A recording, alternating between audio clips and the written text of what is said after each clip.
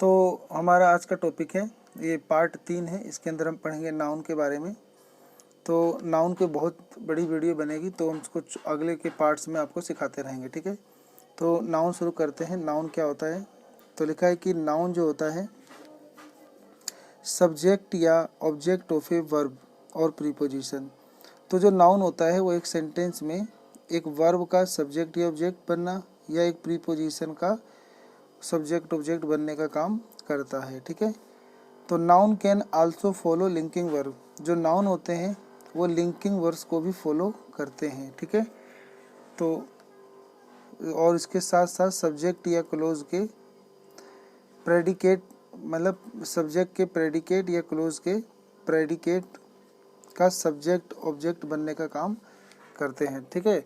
तो जब ये एक सब्जेक्ट की तरह इस्तेमाल होता है तो इसे प्रेडिकेट नाउन भी कह देते हैं, ठीक है।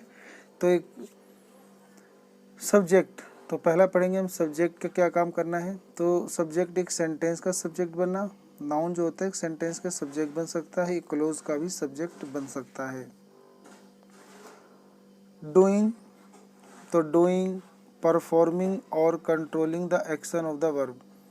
तो जो सब्जेक्ट होता है ये एक वर्ब के एक्शन के रूप में कोई काम को डूइंग यानी कर रहा होता है, परफॉर्मिंग या कंट्रोलिंग कर रहा होता है।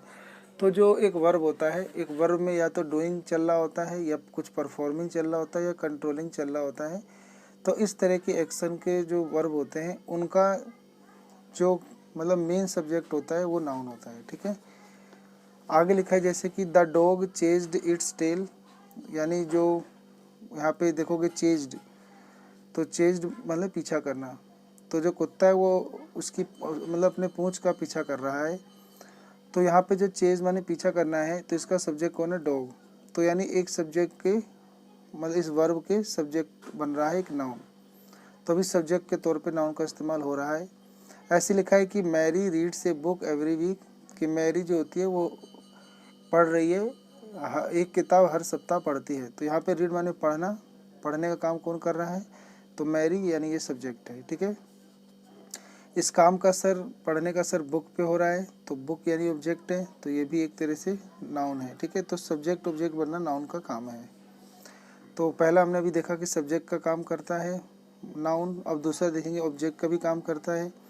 अब ऑब्जेक्ट में 3 रूल हो सकता है कि या तो डायरेक्ट ऑब्जेक्ट बनना यानी रिसीवर, इनडायरेक्ट ऑब्जेक्ट बनना ये भी रिसीवर है, और एक होता है ऑब्जेक्ट ऑफ ए प्रीपोजिशन, एक ना प्रीपोजिशन का ऑब्जेक्ट के तौर पे काम करना। तो यानी जो एक नाउन होता है एक सेंटेंस में जब ऑब्जेक्ट का काम करता है तो या तो डायरेक्ट ऑब्जेक्ट बनता है या इनडायरेक्ट ऑब्जेक्ट बनता है, या फिर वो ऑब्जेक्ट ऑफ ए प्रीपोजिशन यानी प्रीपोजिशन का ऑब्जेक्ट बनने का काम करता है।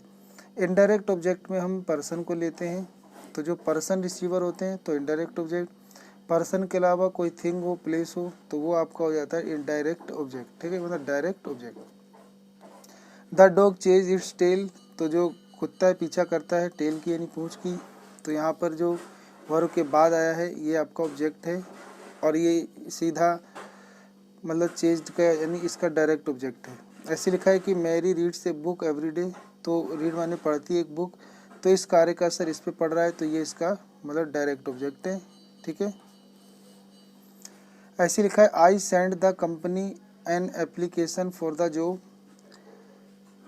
मैंने ना कंपनी के पास एप्लीकेशन भेजा था जॉब के लिए। तो यहाँ पे भेजा था कंपनी के पास, तो ये जो कंपनी है यहाँ पे ये आपका डायरेक्ट ऑब्जेक्ट है। ऐसे लिखा है I am looking for work, तो यहाँ पे जो फॉर है प्रीपोजिशन है, प्रीपोजिशन के बाद नाउन आ रहा है तो ये प्रीपोजिशन का ऑब्जेक्ट है। Your backpack is under the table, तो तुम्हारा जो बैकपैक है वो टेबल के नीचे है। तो यहाँ पे जो अंडर द टेबल है, तो अंडर एक प्रीपोजिशन है, प्रीपोजिशन के बाद द टेबल एक नाउन है, तो ये जो नाउन है ये प्रीपोजिशन का ऑब्जेक्ट बनना है। तो यानी एक वर्ब का सब्जेक्ट बनना, एक वर्ब का ऑब्जेक्ट बनना का काम नाउन करता है।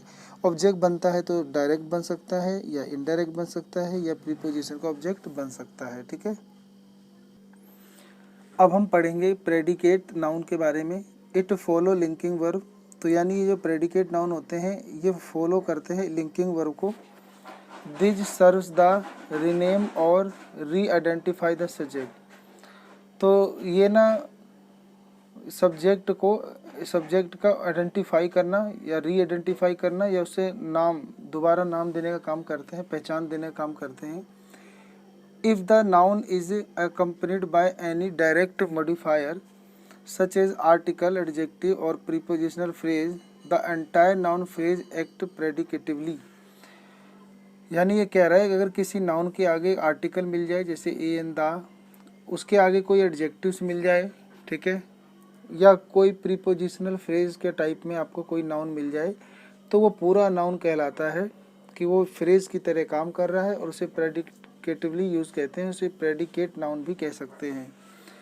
तो लिखा है कि लव इज़ अ वर्च्यू, तो वर्च्यू एक नाउन है, ये लव भी नाउन है, और इज क्या है, लिंकिंग वर्ब है। ये जो बी होती है इसकी जितनी फॉर्म होती है is, am are, was, were, been, ठीक है, तो ये सारी आपकी लिंकिंग वर्ब होती है। तो लिंकिंग वर्ब की जैसे फॉर्म है इज, तो इसका यहाँ पे ऑब्जेक्ट का काम कर रहा है वर्च्यू, इसके आगे ए लिखा है आर्टिकल, तो ये जो ए वर्च्यू है ये आपका एक प्रेडिकेट नाउन है।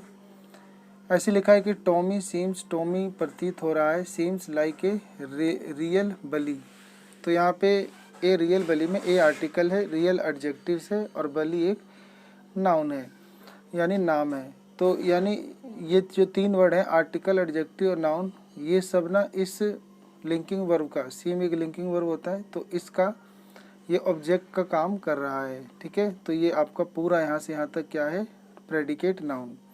ऐसे लिखा है कि may be this is a blessing in the disguise, तो ए ब्लेसिंग इन डिस्गाइज, तो यहाँ पे इज के बाद जो लिंकिंग वर्ब है इसके बाद ये जो पूरा ए से लेकर यहाँ तक लिखा गया है ये एक पूरा प्रीपोजिशनल फ्रेज के रूप में लिखा गया है, प्रीपोजिशन का भी प्रयोग हुआ है और इस प्रीपोजिशन को ऑब्जेक्ट मान सकते हैं, इस ऑब्जेक्ट का ये एडजेक्टिव है और ये आर्टिकल है।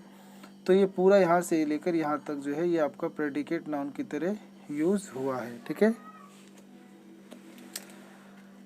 अगला हम पढ़ेंगे यहाँ से कैटेगरीज ऑफ नाउन, यानी नाउन की कैटेगरी। तो मेनली हम दो चीज़ें ही पढ़ते हैं, एक होता है कॉमन नाउन, एक होता है प्रॉपर नाउन, ठीक है। और भी पार्ट होते हैं, कॉमन नाउन, प्रॉपर नाउन हम पहले पढ़ेंगे, ठीक है। तो वैसे तो एक होता है कॉमन नाउन, एक प्रॉपर नाउन, एक होता है एब्स्ट्रैक्ट नाउन, एक मटेरियल नाउन और एक कलेक्टिव नाउन। तो 5 नाउन किताबों में लिखे होते हैं, तो उनको भी हम पढ़ेंगे। तो पहले हम यहाँ से देखते हैं कॉमन नाउन क्या होता है। कॉमन नाउन होता है कॉमन, कॉमन माने जनरल पीपल, जैसे कि जो लोग होते हैं उनको जिन जनरल तरीके से जानते हैं तो वो होते हैं आपके कॉमन नाउन। जैसे बॉय तो लड़का, लड़का तो कई सारे होते हैं, उनके अलग अलग नाम होते हैं, हर लड़के का अलग अलग नाम है, तो वो प्रॉपर नाउन है।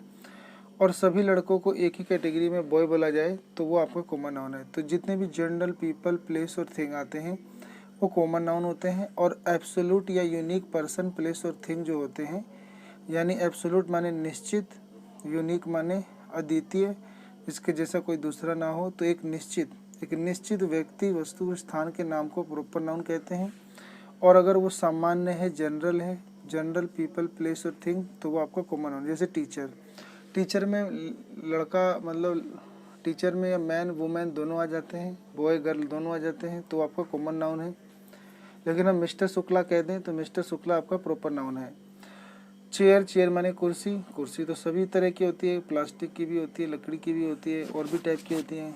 तो चेयर जो है ये एक ऐसा वर्ड है जो सभी कुर्सियों के लिए इस्तेमाल होता है, इसको हम बोलते हैं कॉमन नाउन। सिटी, पीपल, तो ये सब आपके कॉमन नाउन है। सिटी को लोग सब सिटी ही बुलाते हैं। जेफ, जेफ एक लड़के का प्रॉपर नाम है। पेप्सी एक ब्रांड का प्रॉपर नाम है, ठीक है। तो इनको हम कैपिटल लेटर से लिखते हैं, तो इसमें बड़ा जे, बड़ा पी ये लिखते हैं। तो ये जितने भी प्रॉपर नाउन है उनका पहला अक्षर कैपिटल होता है, चाहे सेंटेंस में कहीं भी लिखा जाए, ठीक है। तो ऐसे एक लड़के का नाम है, मान लो प्रिंस विलियम, तो प्रिंस विलियम में जो पी और डब्ल्यू है ये बड़ा बड़ा लिखा जाएगा, ठीक है। तो उम्मीद करता हूँ ये दो समझ में आ गया होगा। अब लिखा है नाउन ऑफ एड्रेस, इसे हम वोकेटिव नाउन भी बोलते हैं। तो नाउन ऑफ एड्रेस का मतलब होता है किसी मतलब नाउन को उसके नाम से पुकारना, ठीक है। तो इसको दूसरा नाम होता है नोमिनेटिव्स ऑफ एड्रेस, यानी इसमें अटेंशन यानी ध्यान खींचने का काम करने के लिए नाउन को, सब्जेक्ट को नाम से बुलाया जाता है। जैसे लिखा है जेम्स, तो यहाँ जेम्स को नाम दे के पुकारा गया है, जोर दे के पुकारा गया है। तो पूरे सेंटेंस के आगे यहाँ कोमा लगा के अलग से जेम्स लिखा गया है। तो इसकी एक अलग पहचान की जा रही है, उसको पुकारा जा रहा है। James I need you to help me with the dishes. तो कह रहा है जेम्स मुझे तुम्हारी भोजन को डिश को तैयार करने में मदद की आवश्यकता है। तो इसके लिए जेम्स को नाम से पुकारा जा रहा है और कोमा देकर एक सेंटेंस लिखा जा रहा है। तो इस प्रकार नाउन के प्रयोग को बोलते हैं नाउन ऑफ एड्रेस या वोकेटिव यूज। ऐसे ही कह रहा है हे, अभी पुकार रहा है हे गाय, लिखा है कि hey guy in the red shirt can you help me. तो बोला ये लड़के लाल शर्ट वाले, तो यहाँ पे लिखा है ना गाय इन द रेड शर्ट यानी लाल शर्ट वाले लड़के। तो यहाँ पर हम उसको क्या कर रहे हैं, उसको एड्रेस कर रहे हैं, उसको संबोधित कर रहे हैं, उसको ध्यान खींच रहे हैं।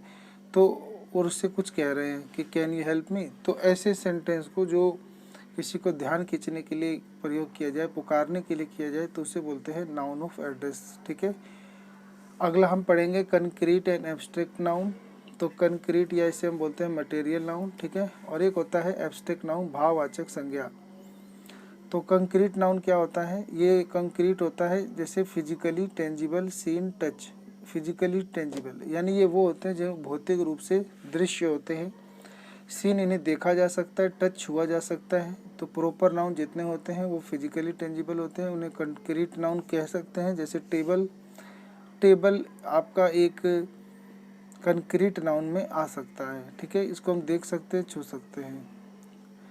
तो जितने भी पीपल है, प्लेस है, एनिमल है, थिंग है, तो ये सारी चीज़ों को अगर हम देख सकते हो, छू सकते हो तो कंक्रीट, और नहीं देख सकते, छू सकते तो एब्स्ट्रैक्ट नाउन। तो लिखा है कि एब्स्ट्रैक्ट नाउन क्या होते हैं, ये इनटेंजिबल थिंग्स होते हैं यानी अदृश्य वस्तुएं होती हैं। सच एज कंसेप्ट, जैसे कोई कंसेप्ट है, अवधारणा है, आइडिया विचार है, फीलिंग भावनाएं हैं। तो कैरेक्टरिस्टिक्स यानी चरित्र है, गुण है, एट्रीब्यूट्स है। तो ये सारी चीज़ें आपको जो है ना दिखाई नहीं देती लेकिन होती हैं। तो love, hate, decency, conversation, emotion. ठीक है, तो ये सारी चीज़ें जो हैं आपका हम केवल महसूस कर सकते हैं, दूसरों को दिखा नहीं सकते, छू नहीं सकते, बाजार में खरीद बेच नहीं सकते, इनका कोई फिजिकल एग्जिस्टेंस नहीं होता है, इन्हें एब्स्ट्रैक्ट नाउन कहते हैं। तो love, hate, decency, conversation, emotion, तो ये सब आपका जैसे ब्रेवरी, ऑनेस्ट, तो ये सब आपका एब्स्ट्रैक्ट नाउन है। मिलते हैं अगले वीडियो में और इसके आगे के पार्ट को देखेंगे। ठीक है, ये पार्ट 3 था, पार्ट 4 में मिलते हैं आपसे। आप सबका अपना कीमती समय देने के लिए धन्यवाद।